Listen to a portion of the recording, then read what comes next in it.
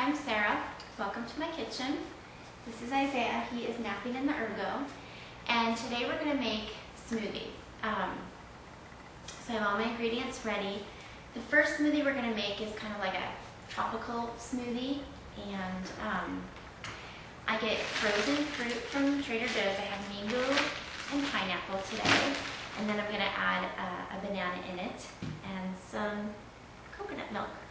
And this is a good smoothie, I think, for kids. It's a good starter smoothie. It doesn't have any spinach or any greens in it just yet, so it kind of gets kids maybe accustomed to drinking smoothies and so forth, and then you can branch into maybe some of the green smoothies. So let's get started. And I don't really measure. I just kind of throw everything in there. That's a great thing about smoothies is they're kind of a no-fault recipe, I guess. And the other thing is I tend to like my smoothies a little bit more, less creamy. My husband likes his really, really creamy and thick, and I like mine kind of thinner and smoother, more liquidy. I like to drink them quick and get all the nutrients down fast. So we'll throw some mango in there. We'll throw some pineapple in there. And then banana.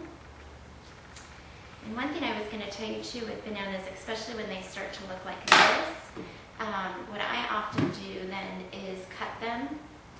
I peel them and cut them and freeze them in baggies so they're ready to go.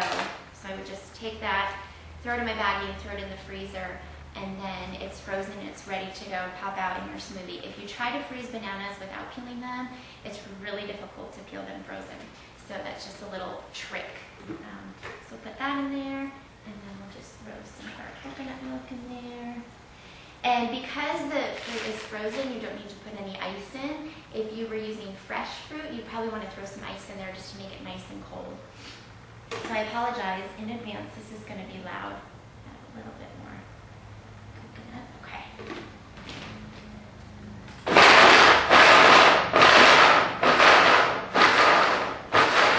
So you typically want to start it slow like that and then speed it up.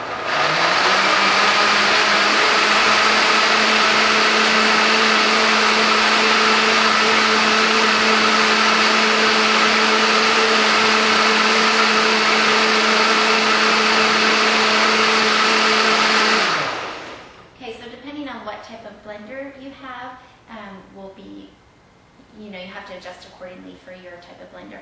And I just have a KitchenAid. It runs about, $100 or so. You can sometimes find them on sale. Hold on. My beans were overflowing. You can sometimes find them on sale at Bed Bath & Beyond or get coupons or whatever. And I had a much more expensive blender, and I honestly was disappointed in it. It was almost a $500 blender, and I kept having issues with it, and I went ahead and returned it and did some research, and I ended up buying this model, which was about a fifth of the cost, and I am so far a lot happier with this one. So just wanted to throw that out there if you're looking at blenders.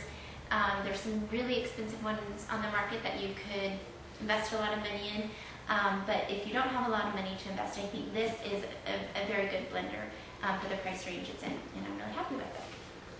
So here is our kind of tropical smoothie. Let's give it a taste. That's really good. I really like the banana in it because it makes it real, real creamy. Let me grab another cup.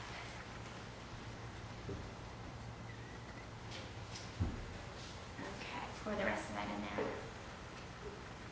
And the kids will like that later on today. Okay, let me rinse my blender.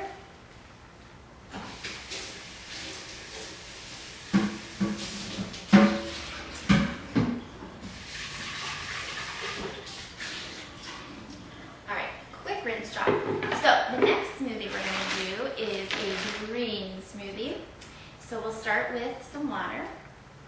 And again, I don't measure. I just know from doing it about how much to put in. So you just have to play with it, and it's going to vary depending on how thick you like your smoothies.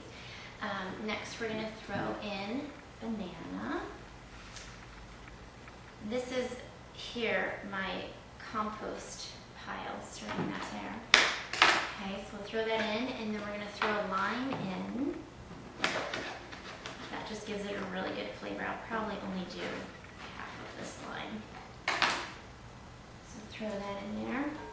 Next, we're going to do 2 apples. These are rather small apples. If you did one big one, it would be about the same. And a tip I found out recently is if you want less sugar, go with the green apples, which obviously makes sense because they taste more tart. But we're kind of trying to reduce our sugar intake here in our household, so we're doing more green apples instead of the red ones. Okay. Next we'll throw in our spinach. Just a handful is usually good. And then this is something I like to add to our smoothies if you haven't tried it. It's called spirulina, and it's just for added nutrients. And it turns your smoothie to this really kind of beautiful emerald green color. And then we'll throw some ice in. That'll be good. All right. I think we have everything. Again, it's going to be loud, and this one I'm going to have to mix just a little bit longer because you really want your greens to be basically liquefied, because it's not really fun to get chunks of spinach in your green smoothies. You want them to be very smooth. So here it goes. Start slow and then speed it up.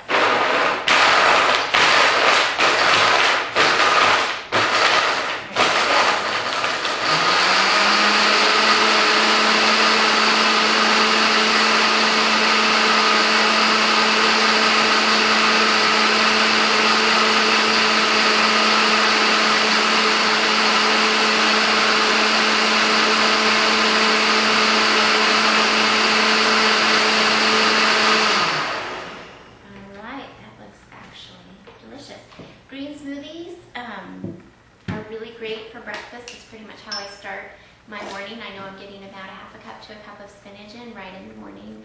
Just a great way to start your day off.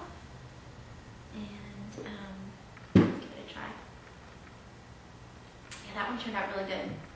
Those bananas were really ripe, as you could see, so I really like how they taste in the smoothies. But the great thing about smoothies is there's really no wrong way to do it. Whatever you have, whatever combination of fruit you have, whatever greens you have, throw them in a blender, mix them up. You'll kind of come up with your favorite concoctions that you'll repeat often. But yeah, whatever fruit's in season, whatever you can get on sale, try it out, experiment, have fun with it. Thank you.